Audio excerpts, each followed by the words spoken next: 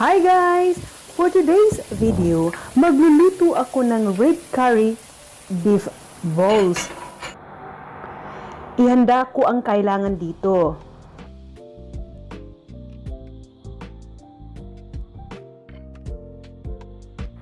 Maghanda ako ng peanut oil, peanut raw, at ganun din ang red curry paste na kailangan natin dito sa pagluluto. Ihanda ko rin ang brown sugar at ganun din ang fish sauce at maghanda rin ng garlic.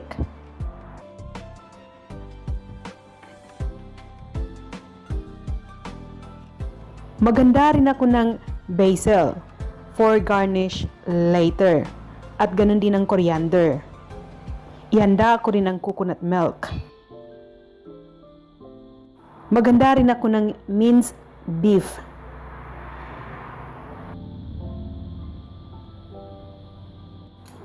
Ipaghalo ko na ang minced beef, garlic, at saka yung coriander. Lagyan natin ng konting pepper and salt.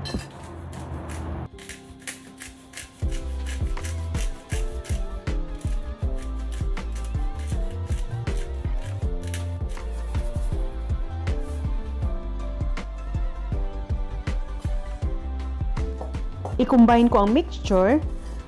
Pagkatapos, maya-maya, gagawin nating parang bowl na maliliit.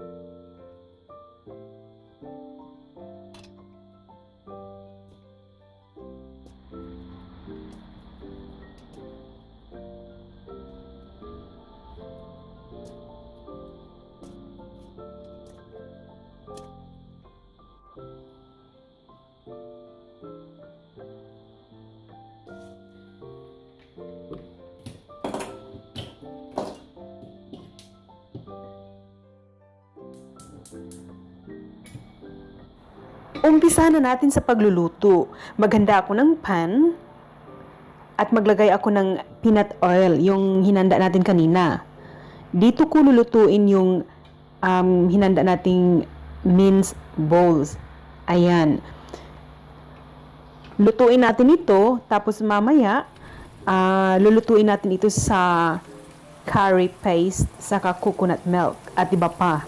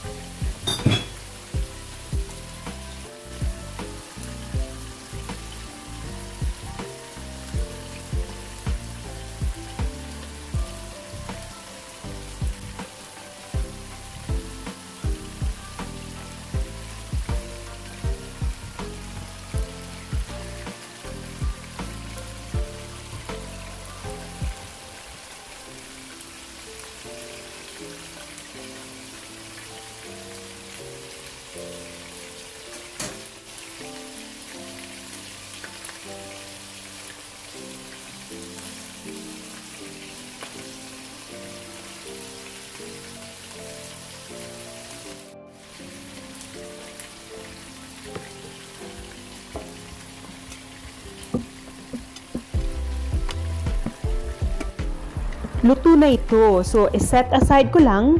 Then, same pan.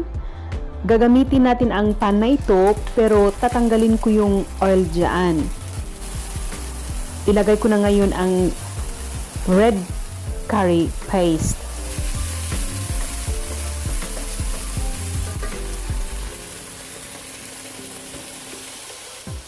Then next, ilagay ko na ang coconut milk. Tapos i-combine.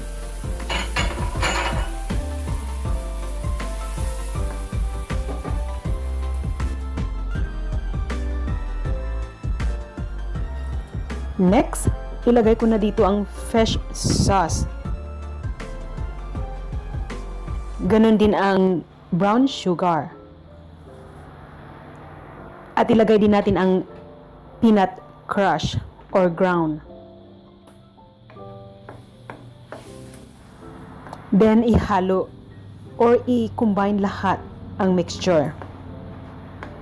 Maya-maya, ilagay na rin natin yung meatballs na sineset aside natin.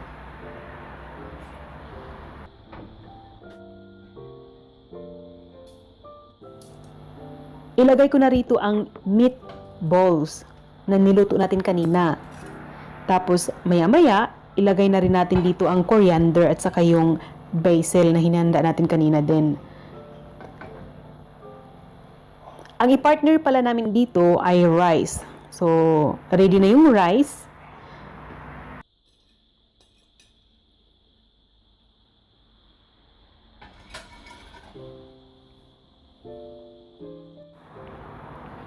Then next, mag-squeeze ako ng lemon dito sa niluto natin.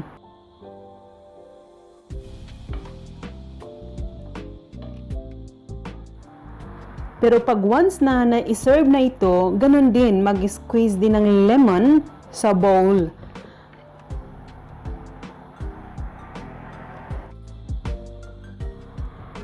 Ready na ito i-serve.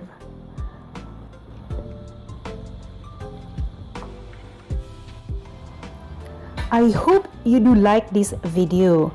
If you do, please leave your comment below and subscribe our channel for more videos like this.